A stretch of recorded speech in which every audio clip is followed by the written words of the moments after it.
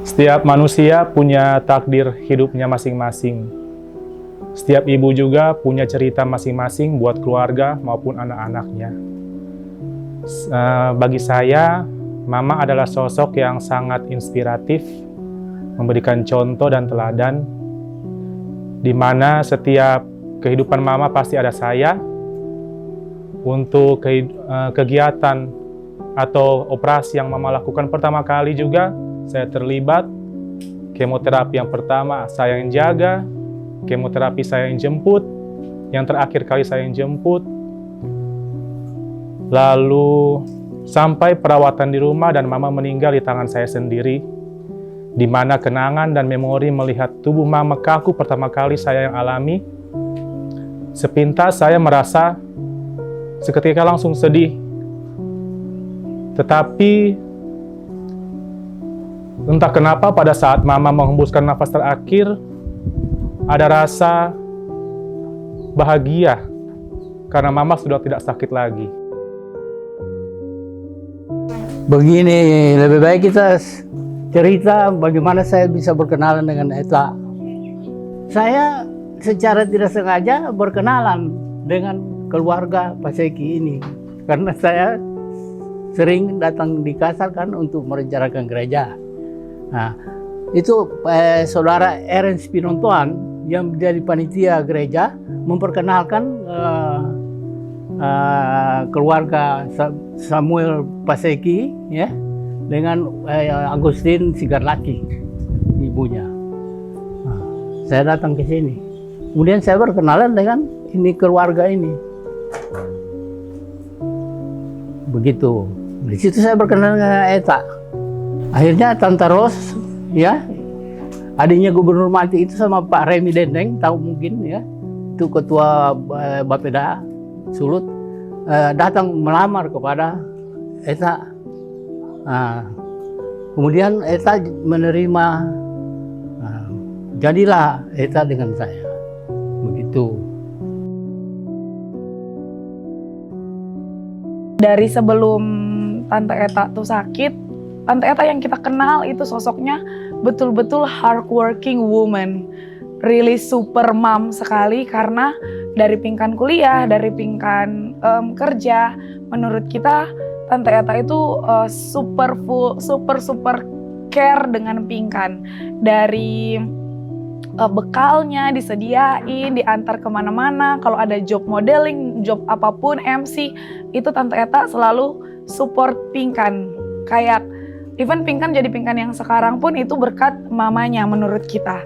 Nah, pas sakit, dapat lihat sekali dia warrior. Dia tuh, Tante Eta itu pas sakit, daya juangnya tinggi menurut kita. Karena even so sakit pun, Tante Eta tetap berusaha untuk stay cool, tetap dapat lihat sehat, tetap dapat lihat mau menyenangkan orang. Even ada satu momen di mana Tante Eta itu pingkan chat ke kita, friend Mama koma. Dan waktu itu kita belum sempat pergi rumah sakit. Nah, pas kita ke rumah sakit, itu tuh pingkan chat, oh Mama so sadar. Pas kita sampai rumah sakit, ini orang baru sadar dari koma loh. Mar, pas sampai di rumah sakit, Tante Eta masih sempat yang kayak hi friendly, maksudnya dia masih bisa membawa kebahagiaan ke orang lain even dia lagi sakit. Video. Saya pernah berkata, di dalam kondisi Mama udah koma dan tidak ada harapan lagi secara medis, saya berkata di hadapan Mama dan saudara-saudara yang menjenguk Mama, saya bilang, Ma, kalau sampai Mama buka mata, kita mau jadi pastor. Pada saat Mama masuk rumah sakit minggu depannya, tiba-tiba sekitar jam 7 malam, Mama bukan cuma buka mata, tapi buka mulut juga. Di situ Mama berkedip, banyak kali berusaha untuk berucap lewat bibirnya. Mungkin ini adalah jawaban Tuhan, kalau Tuhan memberikan kuasa buat Mama, buat memberikan kekuatan-kekuatan terakhirnya lewat fisiknya. Yang saya mau katakan kepada Mama, Ma, maaf, kita cuma baku seduh. Karena Mama juga orang yang suka baku sedu pas semua orang. Tapi ini bukan prank, mungkin kita akan jadi imam, bukan di gereja, tetapi kita akan berusaha menjadi orang yang bisa melayani orang-orang sesuai dengan yang apa Mama ajarkan kepada hidupku. Jangan sendiri.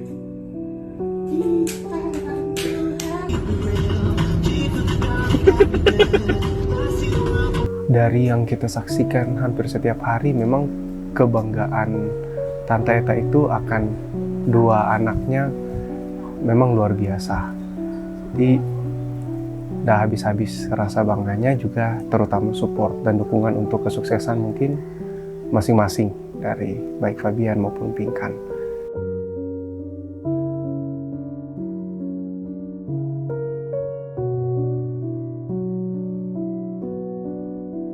Dan selama proses pengobatan, mulai dari awal hingga pada akhirnya,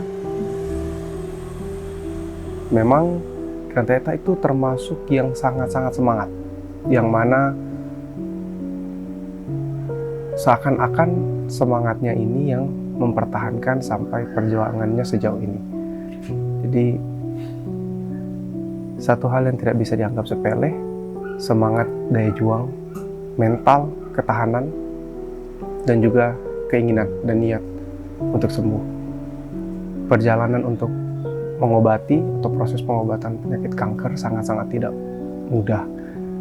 Dan Tante Eta selalu melalui setiap proses itu dengan senyuman.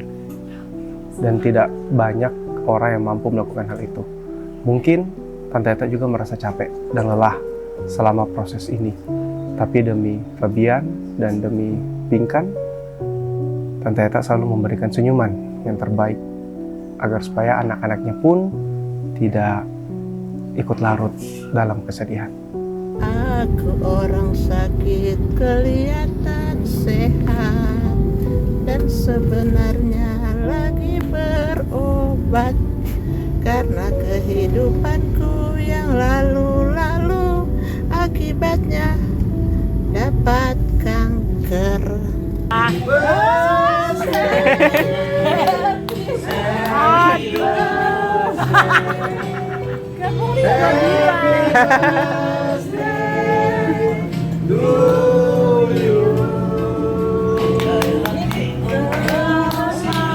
Jadi pada waktu itu Mama bilang begini, Uci sudah lelah kita. Kenapa sudah lelah? Soalnya hari-hari lihat dorang Pinkan, Fabian. Oh iya, memang dorang anak-anak baik. Dorang yang selalu memperhatikan. Dorang yang selalu mendukung Mama. Pokoknya dari hati. I love you.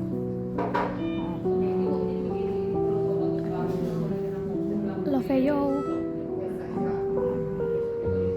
Love you. Mama adalah the best support system for kita.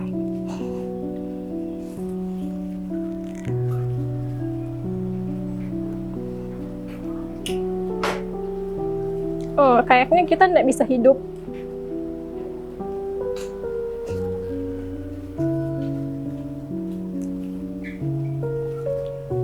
tanpa Mama.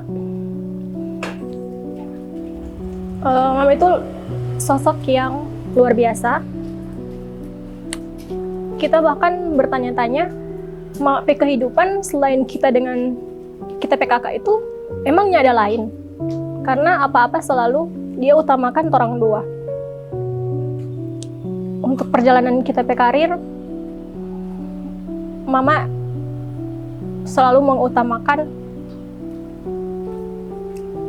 kita dan kita PKK kesuksesan.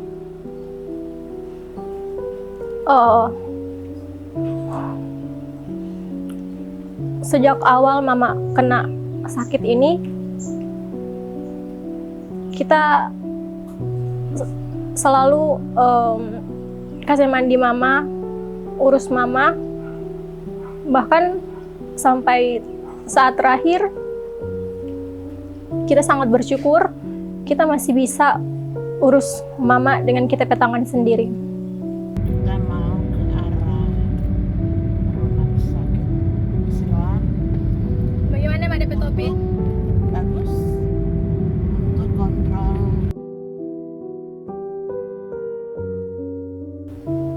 kita cuma mau bilang kalau mama bisa dengar, kita yakin mama bisa dengar dari surga.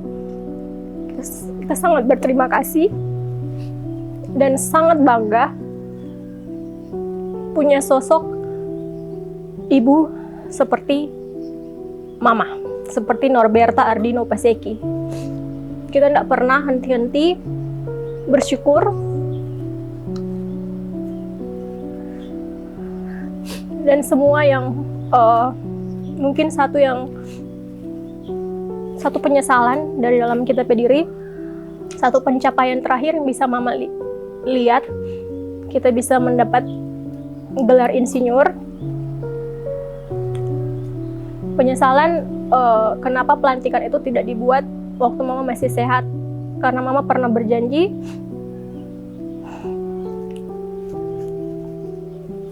mama akan duduk mewakili orang tua di saat pelantikan itu.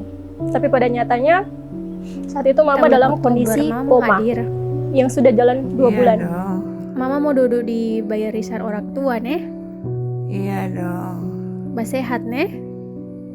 Ya deh. Atau Papa, Jo? Ayo dia baru dia. Mama, Jo? Dan mama kenapa sosok yang sangat luar biasa? Karena daya juangnya itu sangatlah tinggi. Dia selalu menjadi atau menebar aura positif, dan dia tidak pernah menunjukkan kelemahan kepada orang lain. Dia selalu punya hati yang baik. Dia selalu punya hati yang damai terhadap orang lain, walaupun orang itu mungkin sudah menyakiti perasaannya. Tetapi dia selalu bilang, doakan Pink, maafkan. Dan ada satu hal yang tidak pernah saya lupakan. Waktu itu mama dalam kondisi masih bisa berbicara, dan dia bilang, Pink, mama so lelah.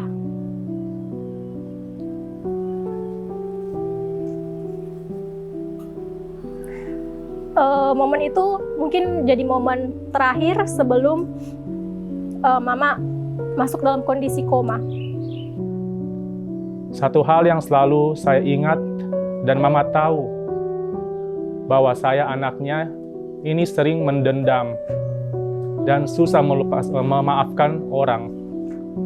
Ada satu video yang pernah saya berhasil rekam di mana mama mengatakan jangan mendendam, maafkan semua orang. Tetapi maaf mama, untuk saat ini saya masih belum bisa melepaskan rasa itu. Karena kesusahan dan kesakitan yang mama alami juga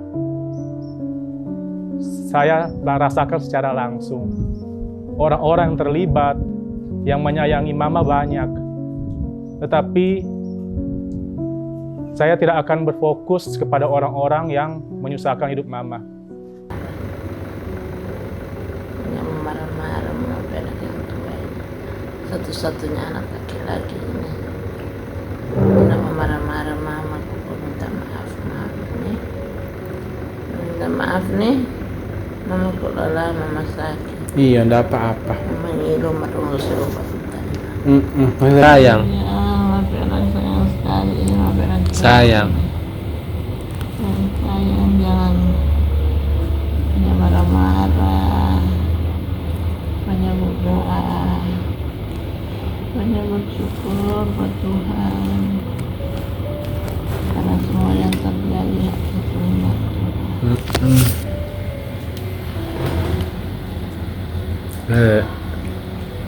B dulu.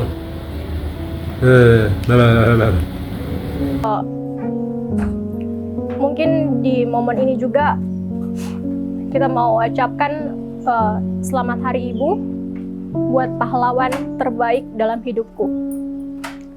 I love you. Sarangnya Mama.